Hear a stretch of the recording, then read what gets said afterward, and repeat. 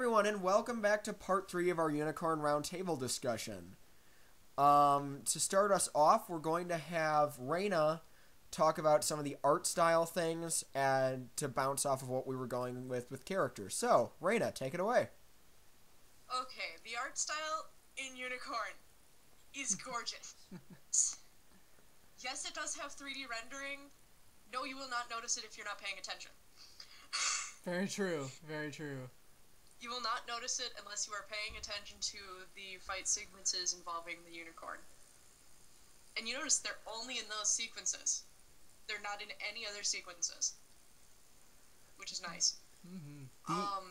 The art style is a lovely, lovely 80s anime style, and it totally fits in with everything that original Universal Century is and will always be to fans. And it's, if you pay attention to just the characters and not even read the subtitles or listen to them talk, you will get every single emotion that's being portrayed, because the artists, the animators, were so in-depth in this, and just everything just blew my mind. I couldn't believe I was watching this and that it was actually a Gundam series.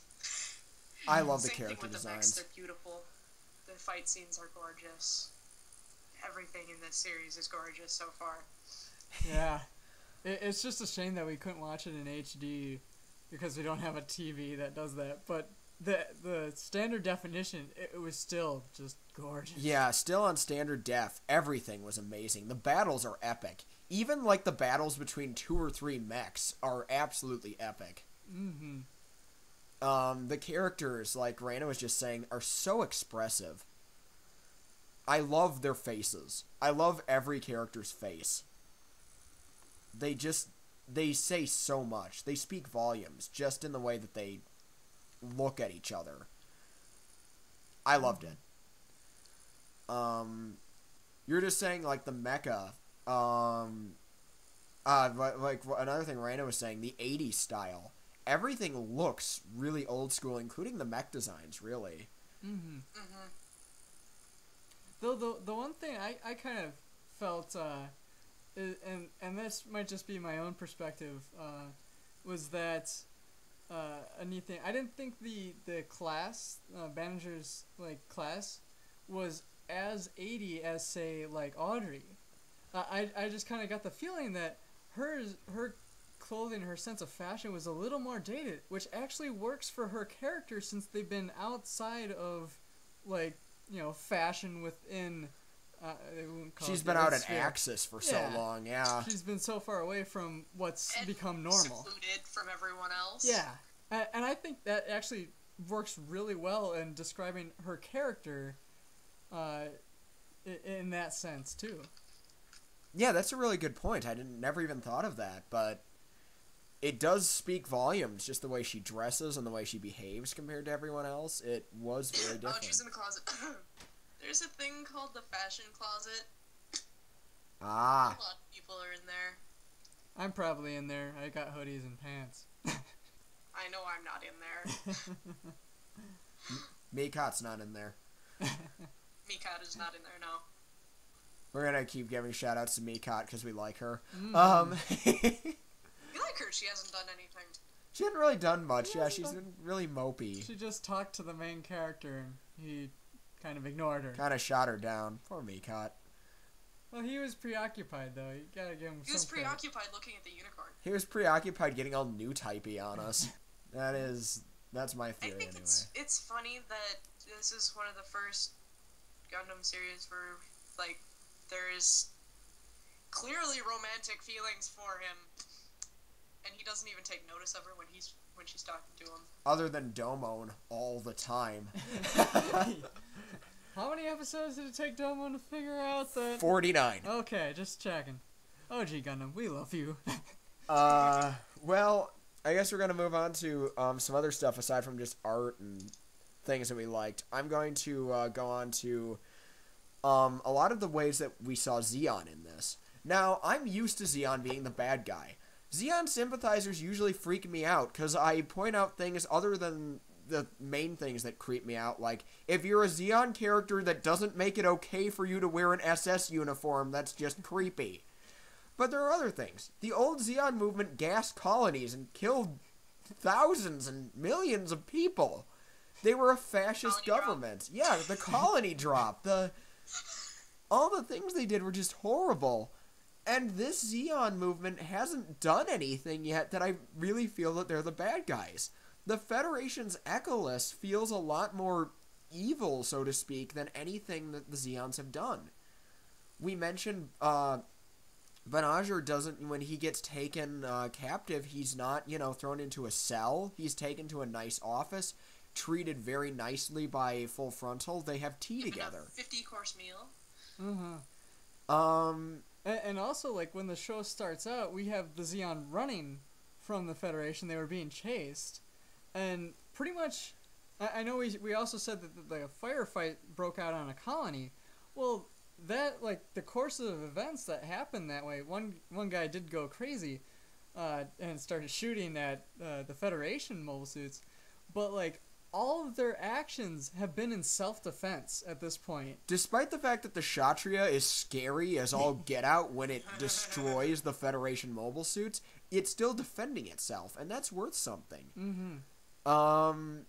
How are we going to see Xeon? Marita has a great line describing it near the end of episode 2. And it's something along the lines of, people can't live without light. But when people were abandoned in space, they lost the light that is God, and they found a new light to replace it. That light is Xeon. Xeon is hope for these space noids. And it's really interesting to see Xeon being portrayed as a hopeful figure of something, not just these bad guys. And I'm waiting for when Xeon does something to make them bad guys, or if they will. Yeah, it's going to be really interesting. Most of us, I think, right now are more inching towards the Xeon side of the fence just because the Federation has done nothing but, like, crappy things. I'm becoming a Xeon sympathizer, and it's scaring me. and like we said before, episode 2 ends, and we're in, like, a Xeon city. Normally we only get to see Xeon sympathizers in colonies, or this is like the first time, or if there is a civilian area, it's never touched by the war. This will be the first time we see a Xeon city get touched by a war. Yeah, and it wasn't very militaristic. Sorry, it was just like people hanging out there. It's not like you probably imagine a fascist organization. Families sitting down to dinner, just. Churches, just your regular city. Mm-hmm. Which makes us pretty worried for when the CIA comes after the fall of a fascist country and turned into something kind of average. Yeah, it'll be interesting to see where this goes. So I'm scared in that regard of how we're going to see Xeon. Not that I'm afraid of seeing them as good guys, but it's weird to think of the Federation in such a negative light for me. But I've been a Fedi for a while, so you know how that goes.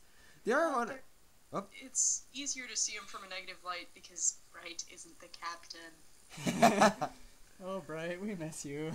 The other thing I wanted to bring up was Cardius Vist, who is Banagher's dad. And we don't get to see him much, but dear God, he seems like a good father in Gundam. Mm-hmm.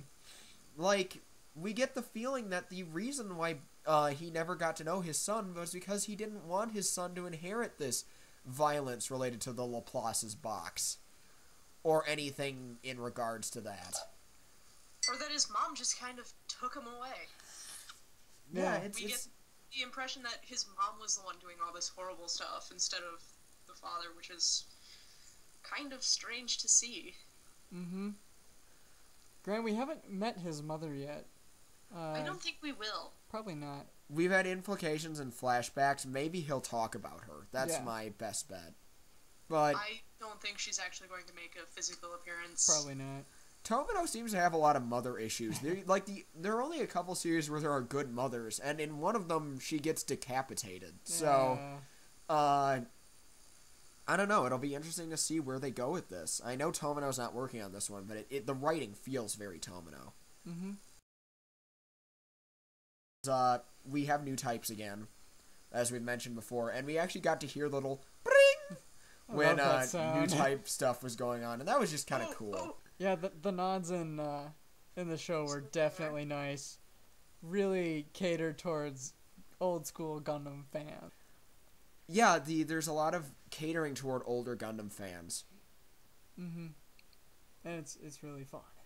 Yeah, if you are one of those old Gundam fans who's feeling like just like the Seed and Double O thing just aren't your thing, although in the case of Double O, why? It's good. But anyway, if you're feeling like recent Gundam hasn't been your thing, this is your chance to get back into it. This is really more up your alley. Mm-hmm. I guess I'm gonna move on just to your stuff. Yeah. Arc. My big thing that I really liked came out during the conversation that Benja has with Full Frontal when he asks him about Char, and it brought up an interesting thing. Is Char himself was an alias originally for the character. It wasn't his original name. It was his way of hiding, so he could be close to those that destroyed his family, and then killed them.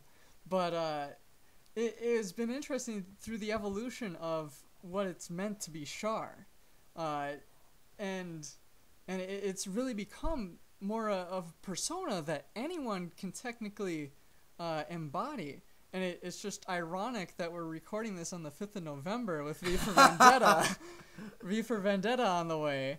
But it's really coming off to me as that kind of thing, where it's the idea of Char, who's leading the Space Noids to this new positive future. It was what Liam Neeson was saying in Batman Begins. You can kill a man, you can't kill a symbol. And Char has definitely become a symbol. Whether or not Full Frontal is the original Char is up for grabs. But it doesn't really matter. It doesn't matter. Right. As long as he fulfills the expectations that symbol embodies, I think it's going to be really fun to watch. For the time being, I'm comfortable just calling him Char. Or Bro Char. Or Bro Char. Popcorn. What are you going to say? Okay. You should reintroduce me as Char just for the funness of it. For this part of the review.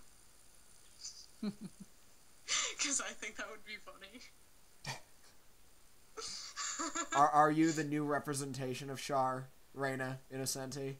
Are you the new Chara's novel? Justice. Alrighty. Two things in the name of justice. I think we're good then for part 3. So for part 3, those are our thoughts on the goods and bads. Stay tuned for our last part 4 with what we're looking forward to in Gundam Unicorn.